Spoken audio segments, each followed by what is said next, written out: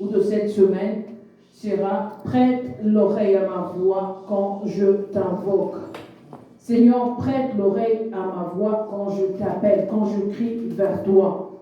Je veux revenir sur les définitions pour ceux qui n'ont pas été là la semaine passée ou qui n'ont pas eu le temps de nous suivre en ligne ou ici à la maison de Dieu. Nous avons eu quelques définitions par rapport à ce qu'était l'invocation. Je vais définir cela. L'invocation, c'est le fait d'appeler à l'aide par la prière. Appeler à l'aide par la prière.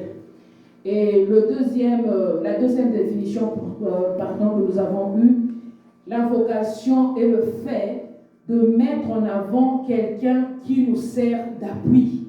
Donc je mets en avant quelqu'un qui va me servir d'appui, qui me servira de béquille, qui me servira bien aimé de coussin, qui me servira bien aimé de où je peux trouver un repos. Et la troisième définition, c'est appeler Dieu à son aide par la prière. Amen, amen. Amen. Notre sous-thème de ce soir, c'est prête l'oreille à ma voix quand je t'invoque. C'est le fait de dire au Seigneur, prête oreille, Seigneur, écoute-moi s'il te plaît, quand je t'appelle à l'aide par la prière.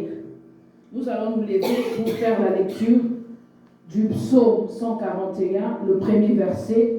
Nous allons défiler dessus. Nous lisons au nom du Seigneur. Éternel, je t'invoque. Viens en hâte auprès de moi. Prête l'oreille à ma voix quand je t'invoque. Parole du Seigneur. Amen. Donc, nous pouvons reprendre nos places. Le verset 2 nous dit, j'ai aimé aussi que ma prière soit devant ta face comme l'encens et l'élévation de mes mains comme l'offrande du soir. Bien-aimés dans le Seigneur, comme nous l'avons dit tantôt, l'invocation est le fait d'appeler Dieu à l'aide par la prière. C'est le fait d'appeler un secours. Il y a un orateur pendant la semaine passée qui a dit quelque chose, je pense que le Michel, je ne sais plus qui a dit que pour que tu te rendes compte qu'il faut que tu invoques, il faut que tu prennes conscience que tu es dans une situation qui te demande d'invoquer, que tu es dans une situation de détresse. Il y a certaines personnes qui ont pris la détresse comme un mode de vie. Il y a beaucoup d'entre nous qui ont fait des détresses de nos vies comme si c'était normal. Quand les gens te voient, ils te disent, mais comment il est comme ça? Mais toi-même, tu es à l'aise dans tes chaussures. Hein? Tu es correct, tu dis, moi je suis bien, c'est ma petite fille, je l'amène comme ça. Or, Dieu te voit au-delà de ce que toi tu vois. Or, les autres te disent, non, il a une certaine potentialité. Il a, bien aimé, je me dis toujours, le fait que tu aies quitté le Congo, par exemple, et que tu sois venu ici, ça te donne un petit plus. Alléluia. Amen. Ça te donne un petit plus. Je n'ai pas dit que les gens qui sont au Congo n'ont rien, ça n'a rien à voir. J'ai dit que ça te donne un petit plus par le fait que tu ne peux pas manquer à manger. Ça veut dire que tu ne peux pas manquer un travail. Ça veut dire que si tu es quelqu'un qui n'est pas paresseux, tu auras toujours un travail. Tu auras toujours de quoi faire et tu auras toujours un salaire. Je n'ai pas dit qu'en venant ici, tu deviens minant. Ça te donne un pouce dans la vie par le fait que tu n'auras pas à aller chercher du travail. Parce que quand tu te lèves le matin, tu appliques. Lundi, mardi, mais on finit toujours par quoi? Par t'appeler pour que tu travailles. Donc ça veut dire que invoquer Dieu insinue que tu dois être conscient de l'état que tu as. Beaucoup ont dit, je suis malade, c'est vrai, à X âge, tout le monde est comme ça. Moi aussi, je vais dans la lignée de ceux qui sont comme ça. Je m'associe à la maladie de ceux qui sont comme ça. Je vis comme ça, je vais à l'hôpital, on me bourre des médicaments. Je les prends, je suis correct. Or, Dieu, quand il te voit, il dit, mais il est dans la détresse. Mais dans sa détresse, il se contente de cette détresse et il cherche d'autres secours. Or, David a dit, quand je t'invoque, toi, Dieu, je n'invoque pas le monde, je n'invoque pas ma famille, je n'invoque pas les gouvernements, je n'invoque pas l'État, mais j'invoque l'Éternel Dieu en premier. Mon secours ne vient pas des mains d'hommes, mais mon secours vient des mains d'Éternel. J'avais pris l'autre fois l'exemple de Bartimée. Bartimée était un aveugle. Pour les parents de Bartimée, c'était normal qu'il soit comme ça. Parce qu'il est né comme ça. On est habitué à le voir comme ça. Pour nous, c'est comme ça. Nos yeux sont habitués à le voir comme ça. On n'a pas à s'inquiéter. On prend Bartimée de sa chambre, je ne sais pas moi. Je ne sais même pas si on le lavait, si c'est lavé. Ça, je n'ai aucune idée. On le prend, on met le manteau qu'il identifiait comme étant un aveugle, un pauvre, un mendiant. On va le laisser au coin de la rue plutôt. On le jette là, la personne dit Bartimée, moi je m'en vais travailler. Je viens te chercher, te récupérer à 18h. On le laisse là, il se débrouille. Il a toujours son petit panier qui bouge. Quand quelqu'un passe là, c'est Bartimée. Il y a des gens même qui dans leur budget, ont mis le nom de Bartimée. Moi, chaque semaine, je jetterai un 20 sous à Bartimée. Donc, il a été identifié comme étant un aveugle. Il a été dit, et tout le monde était content de ça. Mais un jour, bien aimé dans le Seigneur, un jour, Bartimée a entendu qu'il y avait un homme qui passait par là. Bartimée s'est dit, mais ma situation sera comme ça jusqu'à quand? Il faut que tu aies une révolte en toi. Il faut que tu te dises, Seigneur, je ne peux pas demeurer dans cette situation. Je ne peux pas rester comme ça. Je ne peux pas croiser les bras. Je ne peux pas laisser mon église mourir. Je ne peux pas laisser mes enfants dans cette situation. Moi, je déteste. Peut-être que j'emploie le mauvais mot. Mais je n'aime pas les gens qui disent, ah, les enfants qui grandissent en Occident sont comme ça. Ils ont le droit d'être impolis. Ils ont le droit de parler bêtement. Ils ont le droit de répondre. Ils disent, non.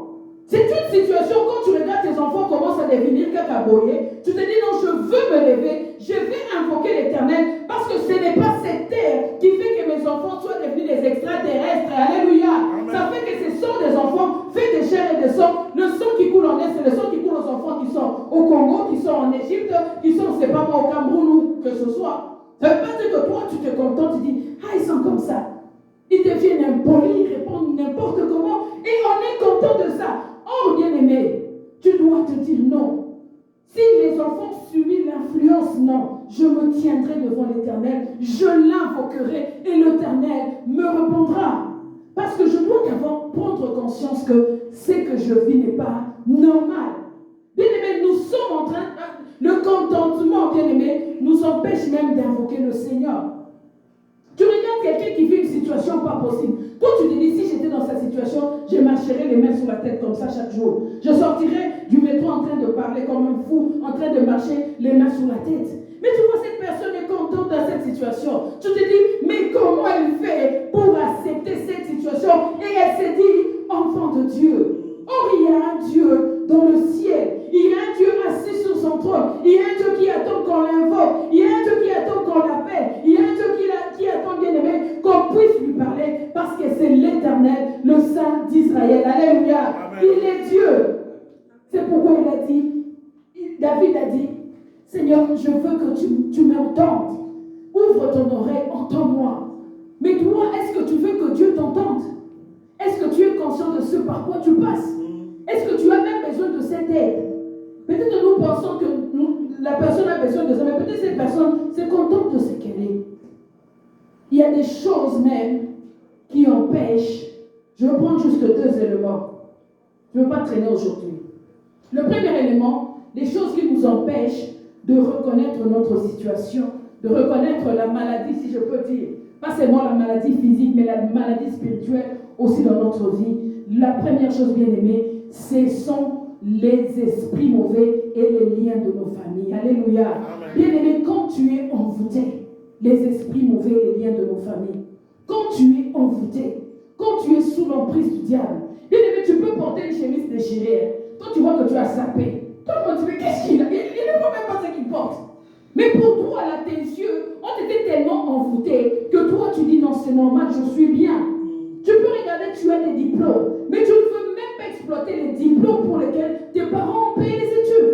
Tu peux te rendre compte que nous sommes dans un pays où, même à notre âge, on peut aller à l'université. Moi, je veux retourner l'année prochaine. Amen, amen. Et maman t'était, je t'ai dit non. Bientôt je vais retourner. Bien aimé, il y a je ne sais pas moi, il y a beaucoup de choses qu'on a mis pour que tu puisses améliorer ta situation. Mais l'envoûtement, l'ensorcellement, bien aimé, les liens de ta famille, bien aimé, qui te fait toujours revenir au village, comme j'aime quand le pasteur dit, l'esprit du village t'empêche d'évoluer, de t'épanouir. Parce qu'on te dit, ne contente-toi de ce que tu es bien.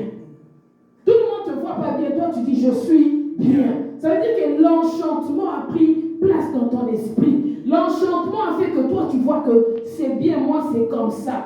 On a réduit ta vision. On a minimisé la façon de voir. Toi tu vois petit quand les gens voient grand. Toi tu vois seulement quand les gens disent demande quelque chose à Dieu. Demande quelque chose au Seigneur.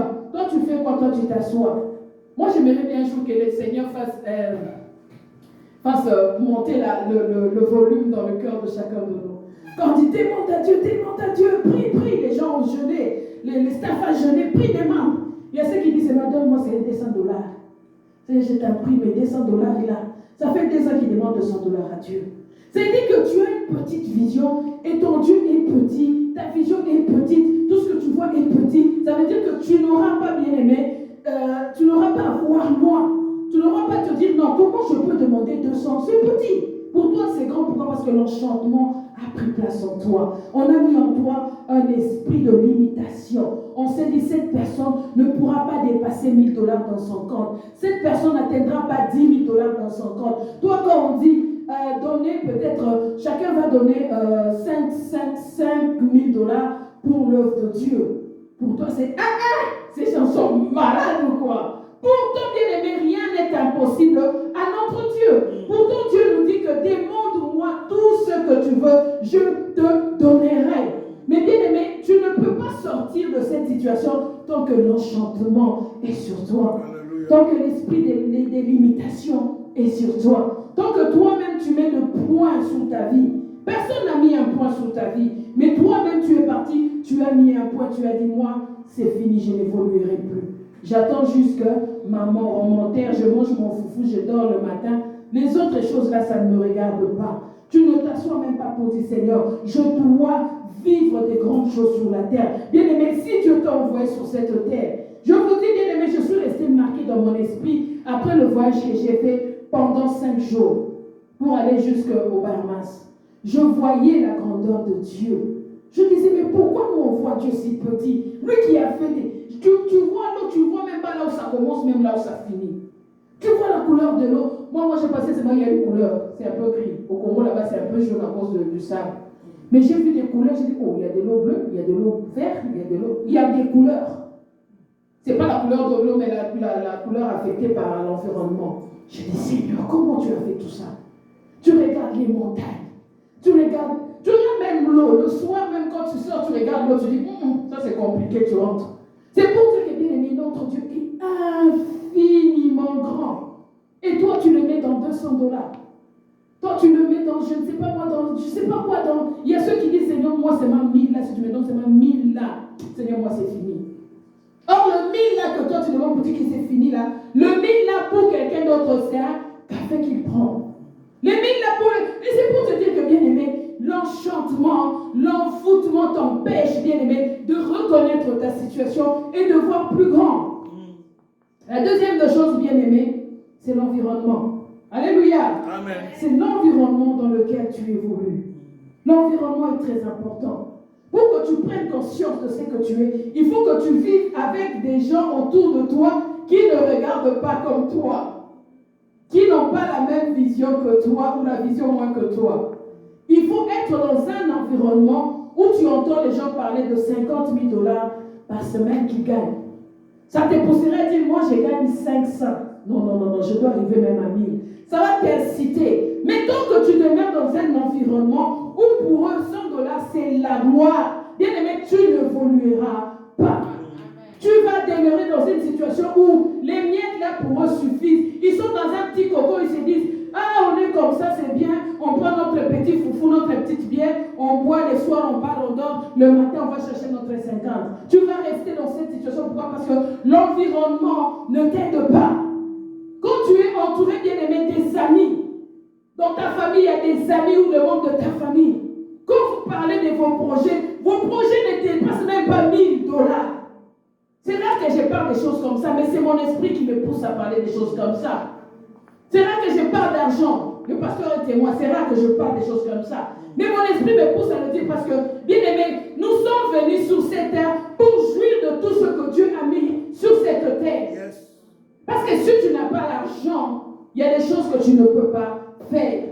Il y a des portes qui ne vont pas s'ouvrir. Toi, tu ne vas pas aller voler. Toi, tu ne vas pas aller bien aimer chercher les fétiches. Mais Dieu qui est dans le ciel a dit, si tu me demandes, moi je vais faire quoi? Je vais te donner. Mais toi, pour que tu sois capable de demander, il faut que tu sois conscient que j'ai besoin. Tant que tu ne peux pas, au fond de toi, tu ne penses pas que tu as besoin, c'est compliqué. Toi, tu as 5 amis. Tous tes 5 amis dans leur compte, personne n'a plus de 1000 dollars.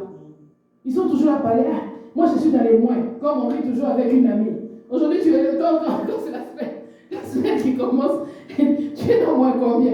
Ah, moins 27. Ah, moins 50. Cette histoire des moins là doit se terminer au nom de Jésus. Nous devons passer dans une dimension, bien aimée, où tu te réveilles. Tu as de l'argent à ne rien faire dans ton compte. L'argent qui traîne, tu épargnes, tu as le temps de mettre à côté. Mais bien aimé, si tu es dans un environnement où les gens ne passent pas de cette façon, où les gens ne réfléchissent pas de cette manière, bien aimé, ça sera impossible que tu puisses te tenir devant le Seigneur et que tu puisses l'invoquer. Bien aimé, sortons de la médiocrité. Sortons de nos villages. Je reviens à Bartimée. Bartimée, ces jours-là, a entendu les gens qui passaient. On a dit les gens qui chuchotaient. Ils ne voyaient rien. Bien aimé, ferme un peu les yeux, on te dit, on ferme les yeux ici, on commence à marcher. On va se taper ici, on va se cogner ici, on va tomber, je ne sais pas de quelle façon. Bartimée le voyait, c'était un aveugle né. Au point où son père, le jour de sa naissance, ne lui a pas donné un nom. C'est-à-dire qu'il était inutile. On l'appelait le fils de... Le fils de... Donc tu n'as même pas... Ton père, je pense qu'il n'est même pas né dans la salle où il était accouché, où la sage-femme avait permis à sa maman de lui donner vie. Vu que ce sont les hommes qui donnent les noms, son père a dit, ça c'est une chose qui est venue, je n'ai même pas le temps de m'arrêter pour ça. C'était quelqu'un qui n'avait même pas d'importance. Mais ce jour-là, Bartimée a décidé. Bien aimé, les décideurs sont les gagneurs. Les décideurs sont les gagneurs. Alléluia. Quand tu te décides, tu es toujours gagneur. Amen. Quand tu ne prends pas les décisions, tu ne te lèves pas un jour, tu dis non, moi mon objectif, c'est d'arriver jusqu'au bout de ce mur. Bien aimé, qu'il pleuve, neige, il fasse bon vent, mauvais temps, je veux arriver vers ces murs. Bien aimé, tu vas percer avec Dieu, tu vas arriver. Mais il faut que tu te décides. Amen. Bartimée a commencé à dire, Jésus-Christ, fils de David, aie pitié de moi. Je pense qu'il avait commencé avec une petite voix. J'encourage ceux qui aiment prier avec des petites voix. Continuez. Jésus va passer. Bartimée dit, Jésus-Christ, fils de David. Bartimée a dit, si je continue avec ma petite voix ici, si je ne crie pas, cet homme va passer. Et si cet homme passe, rien ne va se changer dans ma vie. On va encore m'amener à la toilette. On va encore m'amener à la salle de bain. On va encore me mettre les pains dans la bouche. On va encore m'amener comme un colis, venir me jeter devant les hommes. On va m'abandonner. Et quand les gens me voient marcher, c'est mon manteau qui dit même mon nom et qui dit que voilà le fils de Timée qui est en train de passer le mendiant. Je ne veux plus de ça. Il a commencé à crier. Bartimée a commencé à crier. Jésus-Christ, fils de David, aie pitié de moi. Jésus-Christ, fils de David. Il a dit, je ne me tairai pas jusqu'à ce que cet homme se tienne, jusqu'à ce que le Christ s'arrête, jusqu'à ce que l'homme de Galilée s'arrête. Celui-là que j'avais entendu l'avait guéri des lépreux. Celui-là que j'avais entendu que cet homme pendant 38 ans qui était à Bethsaïda, celui qui lui avait dit, prends ton lit, lève-toi et marche. C'est celui qui est en train de passer ici. Je ne le laisserai pas passer. Alléluia. Il a commencé à crier. Bien aimé, je vais t'inciter à faire une chose. Tant que tu n'as pas reçu quelque chose de la part de Dieu, ne t'arrête pas de le demander. Amen. Ne t'arrête pas. Pendant 10 ans, toi demande. Pendant 20 ans, toi demande. Jusqu'à ce que la chose va s'accomplir. Et elle s'accomplira certainement. J'espère que celui qui a déjà un témoignage peut lever la main dans son assemblée, dans cette assemblée. Si tu as déjà quelque chose que tu as demandé à Dieu, qui a exaucé, lève ta main pour aussi de dire merci à Dieu. Parce qu'il ne s'arrête pas. Bien-aimé, Dieu ne s'arrête pas. Quand tu es persévérant, il continue à te donner. Il a dit dans l'invocation, bien-aimé, David a dit, Éternel, je t'invoque, viens en hâte auprès de moi, prête l'oreille à ma voix quand je t'invoque. Mais pour invoquer, il faut savoir pourquoi j'invoque. Pourquoi j'ai besoin d'invoquer? Comme je l'ai dit, ta situation doit changer. Quelle est ta situation? Fais une mise au point. Quelle est ma situation? C'est vrai que cette maman-là, elle est devant la chair, elle nous dit change quoi? Moi, je suis bien comme je suis. Mais il faut faire une mise au point. Il faut toujours faire une mise au point. Bien aimé, quand tu marches dans la vie, il y a un temps où il faut s'arrêter. Tu dis, je viens d'où? Je vais où? Tu regardes à gauche, tu regardes à droite. On n'a pas dit donc viens m'aider, regardez. Seigneur, quels sont devenus ceux avec qui j'ai commencé mon parcours? Quels sont-ils devenus? Seigneur, pourquoi j'ai pris un retard par rapport à ma vie? Je peux appeler ça un retard, mais je dis un retard par rapport à mes projets. Là, je rectifie. Parce qu'il n'y a pas de retard dans la vie d'une personne. Pourquoi je voulais faire ça, tel âge, je n'ai pas pu? Pourquoi je m'attendais à cet âge, je n'ai pas pu? Je sais qu'il y a une chanson qu'on chantait quand on était petite. On disait à 5 ans, j'étais écolier. À 10 ans, j'ai eu mon premier communion. À 15 ans, j'ai... Nanana. Il y avait des âges où il faut faire des choses. Il y a des âges où il faut faire des choses. Et quand cet âge passe, c'est le moment de faire quoi? D'invoquer. Ne dis pas non, il n'y a pas de retard. Il y en a un peu. Il y en a un peu. À un moment, tu dis non, Seigneur. C'est vrai que tu as dit, toi, tu donnes toujours. Mais pourquoi autant fixer, autant que toi, tu as fixé? Parce que ce n'est pas pour rien que la femme commence un cycle et à un moment donné, elle tombe en ménopause. C'est-à-dire que Dieu a les temps où il y a des choses qui se font. C'est vrai qu'il y a des cas où ça devient dans l'exception. Si tu veux l'exception, c'est ton problème. Mais cherche d'abord à être dans ce que Dieu a établi, parce que c'est ça la première prophétie. Il a dit que la femme dans sa jeunesse aura ses enfants. Il a dit qu'à un certain âge, tu vas t'acquérir ta maison. Tu vas marier tes enfants, tu auras tes petits-enfants. C'est un cycle normal de la vie que nous devons suivre. Mais quand tu vois qu'il y a quelque chose qui commence à bloquer ce cycle, bien aimé, assieds-toi. N'aie pas honte de Dieu, parce que c'est seulement toi et Dieu. Quand tu fais ces choses, n'aie pas honte. Même ta femme ne doit pas être là, même ton mari. Sinon ta femme te regarde, ta tôle. Non, fais pas ça seul, avec Dieu. Tu dis, Seigneur, je regarde ma vie. Seigneur, je t'invoque, change ma situation. Seigneur, je t'invoque, change ma situation. Seigneur, je t'invoque, change ma situation et ma position. Parce que la position de Bartimée avait changé. Bartimée n'était plus cet aveugle bien-aimé assis au coin de la rue. Bartimée ne portait plus le manteau de la honte. Seigneur, enlève ce manteau de la honte. Change ma situation. Il est Dieu, bien-aimé dans le Seigneur. Il est Dieu, il a dit, Seigneur, il a dit, invoque-moi au jour de la détresse, je te répondrai. Invoque-le, il te répondra. Et un jour de la détresse, ta vie même est une détresse. Ta vie là est une détresse. Toi-même, tu ne te rends même pas compte. Ta vie est une détresse. Parce que le diable est entré.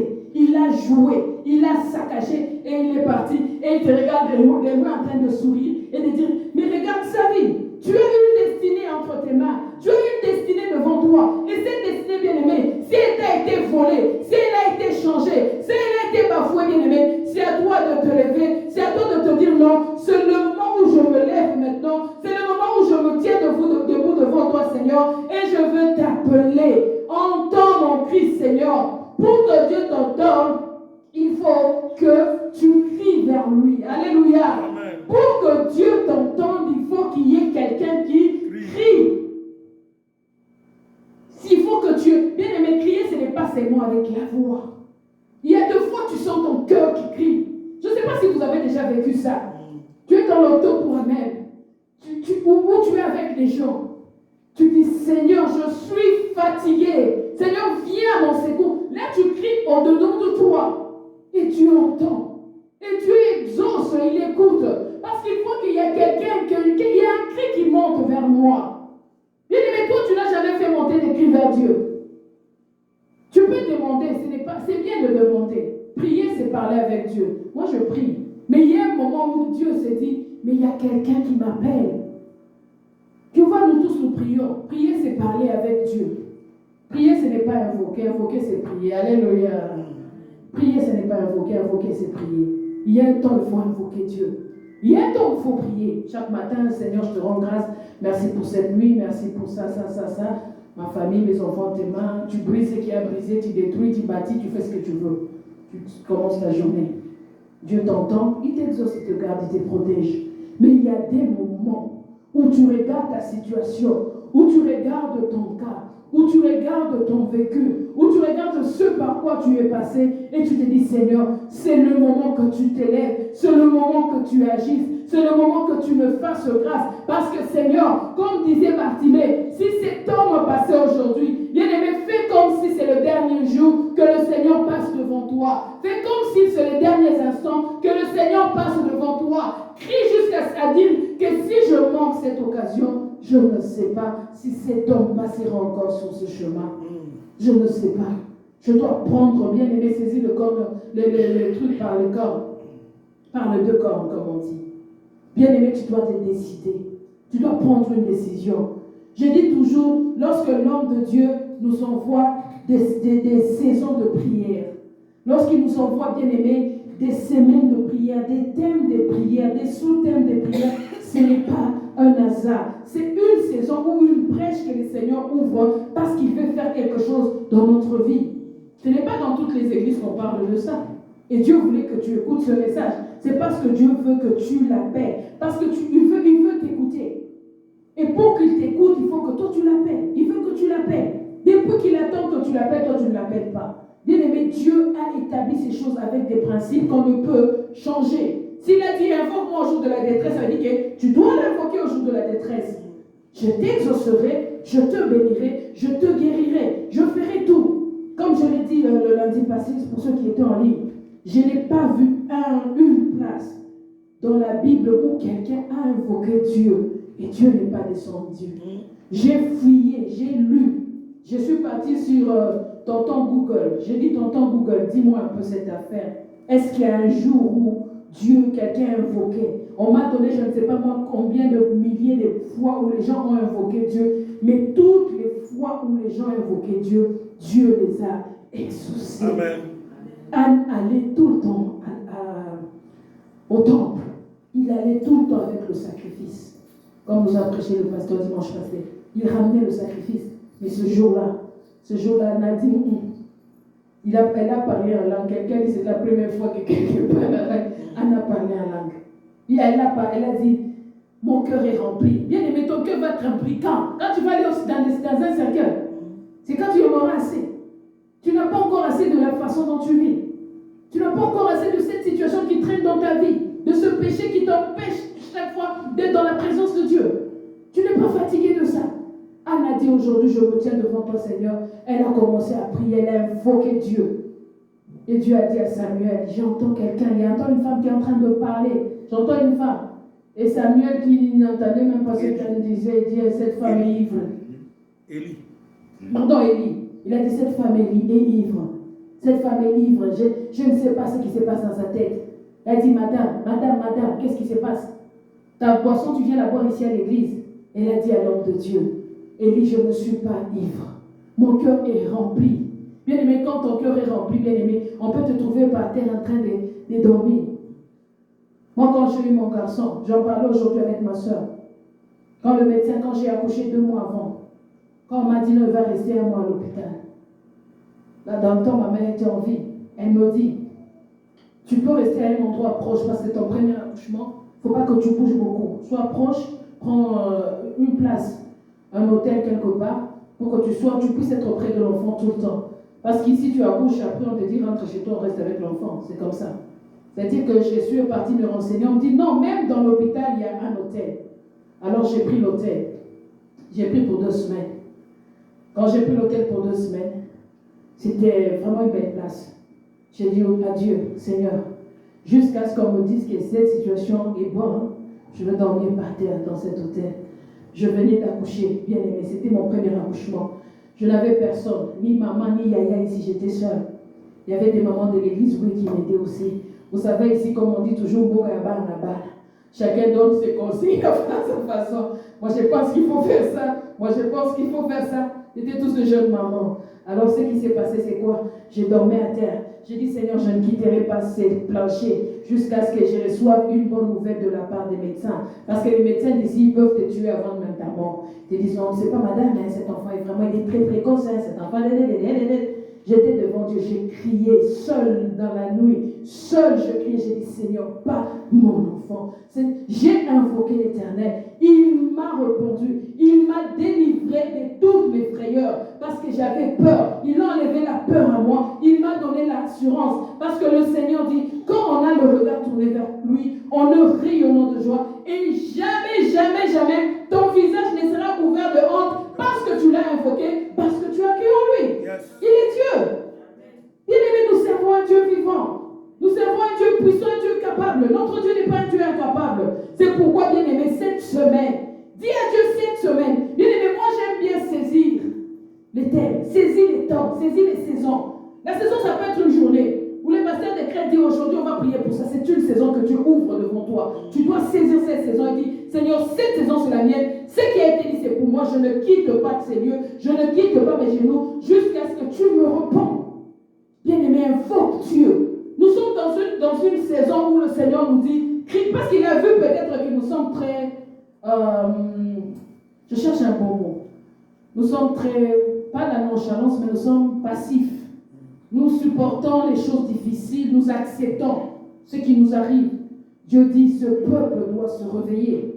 Réveille-toi, toi qui dors. Réveille-toi, toi qui dors. Réveille-toi et sors de cette situation parce que tu as tous les atouts pour sortir de cette situation. Dieu a mis en toi tous les atouts, bien-aimés. Les atouts d'abord, c'est la bouche que Dieu t'a donnée. Pourquoi Dieu t'a donné une bouche? C'est pour parler. C'est pour déclarer. Tu te réveilles le matin, tu parles à ta vie. Tu cries à Dieu. Tu dis, Seigneur, ne me laisse pas dans cette situation. Tu ne m'as pas sorti des cieux pour m'envoyer sur la terre pour que je sois aussi médiocre. Je ne veux plus de cette médiocrité. Je veux entrer dans le repos. Je veux vivre aussi dans la joie. Je veux vivre l'abondance. L'abondance n'appartient pas à eux, mais l'abondance appartient à moi, Seigneur. Je veux vivre une vie d'abondance. Une vie aussi où Dieu dit, vous mangerez le miel et vous boirez le lait. Toi, tu n'as jamais mangé le miel. Tu n'as jamais bu du lait. Tout ce qu'on dit miel, ça veut dire c'est facile. Toi, c'est toujours difficile. Pour que tu prennes quelque chose, c'est difficile. Les portes sont fermées. Seigneur, ouvre les portes de ma vie. J'y arrive toujours, mais pourquoi il faut que je fasse tant d'efforts? Je t'ai pris, Seigneur, sors-moi de ce cycle d'efforts soutenus pour recevoir peu. Il y a ceux qui font peu et reçoivent beaucoup. Pourquoi moi je dois faire beaucoup pour recevoir peu? Seigneur, je t'invoque. Lève-toi, Seigneur. Lève-toi, Jésus. Demande l'aide de Dieu. Bien-aimé, pour terminer, je vais ouvrir un peu. Quand tu invoques Dieu, Dieu fait. J'étais à Kim. Mon mari, qui était ici, il n'était pas encore mon mari. Il était ici. Quand on se quittait, moi je me dis, quand tu pars comme ça, et si tu fais pas une année, je ne viens pas oublier. Moi, je lui ai dit, moi je ne veux pas attendre plus d'une année. Parce qu'il y a des gens qui attendent. On a connaissé des histoires, 10 ans, 15 ans, ils attendent. Je me dis, moi je ne veux pas attendre. Ok. Il est parti 7 mois plus tard, il m'envoie un passeport. Il me dit, ok, tu vas venir. Je dis, ok. On fait des démarches, Moi-même, quand j'ai regardé le passeport, je disais, ok, c'est quoi cette histoire? Vous-même, vous comprenez, je ne veux pas ouvrir. Vous comprenez ce que je suis en train de dire. Alors, le jour où je prends l'avion, c'est ma défunte mère qui m'accompagne, on était juste nous deux. Là, j'ai dit à maman, tu sais ma chambre là, j'ai laissé des choses, personne ne touche à mes choses. Parce qu'avec cette histoire ici, là où je vais, je ne sais pas. Maman me dit, toi aussi, tu prends la légère tout ce qui t'arrive. J'ai dit, ok, mais attends-moi ce soir. Elle dit, non, tu vas arriver. Mais quand je suis restée seule, j'ai dit, Seigneur, je t'avais dit, si cet homme, c'est l'homme de ma vie, ouvre le chemin. Ça n'a pas fait une année. Tu as ouvert le chemin. Tu as ouvert les portes. Je veux monter dans l'avion. Je veux que mon chemin soit tout tracé. J'ai chanté une chanson pendant mon vol de Kinshasa jusqu'au Kenya, de Kenya jusqu'à Amsterdam, d'Amsterdam jusqu'au Canada. Yabateleminde nankebo, bikela mobiso bifukama, masia nangaza na bomo. Nananingana tinanini. Je chantais. J'arrive au Kenya, j'ai trouvé les Congolais, il y avait même 500 là-bas. Tu entres comme ça dans les trucs de la salle d'attente. nous, ça fait démoner ici. Non, j'ai commencé à trembler. Mais mon esprit dit non, toi tu m'avais invoqué. J'ai dit Seigneur, je t'avais invoqué. Moi qui avais dit à maman que je voulais rentrer, mais mon esprit avait changé. J'ai dit non, je vais arriver là où je vais. J'arrive là ici. Ici, moi j'ai dit, je ferme d'abord mes oreilles, je ne vous connais même pas. J'ai dit, vous me connaissez. Moi je ne vous connais pas. Vous m'avez vu seulement la première fois. Vous connaissez comment je suis arrivé ici. J'ai prié, j'ai dit, il y a ces choses comme je vous ai dit, l'environnement peut te détourner de ta destinée. Alors j'arrive devant le monsieur. Il prend les passeports et il me regarde, il tourne, il fait passer dans la machine, il me regarde. Moi, je dis, Seigneur, c'est toi que j'ai invoqué les Israël, ouvre les chemins. Il me fait plus, je passe. Là-bas, on m'avait dit, Kenya, c'est 50, Amsterdam, c'est 100, c'est difficile. J'ai dit, ok, Seigneur, je peux passer par Kenya, je vais arriver à Amsterdam. J'arrive à Amsterdam. Bien aimé, si on veut t'attraper, c'est Dieu qui permet qu'on parte. Il suffisait qu'on me dise ce temps-là. Va prendre de l'argent et les guichets automatiques, je ne sais même pas. Même acheter des affaires dans les trucs, des machines, des trucs. Je vais faire comment? Je n'ai jamais vu ça. Je dis, pour attraper les gens, c'est facile. Dis-lui seulement, même on pouvait me dire seulement, tu habites où? À côté, c'est quel métro tu prends? Donc c'était facile de m'attraper. Mais quand j'avais invoqué l'Éternel, Dieu avait fermé les yeux de ces hommes-là. J'arrive à Amsterdam. Le monsieur prend mon passeport, il fait de la machine, moi j'ai dit, tu vas faire un moi je vais passer. Il fait. Il me dit, bon voyage madame.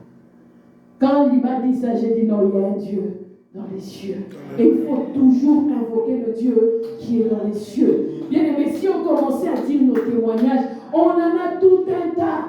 Mais il faut dire une chose, bien aimé. Dans la détresse, j'ai invoqué l'Éternel.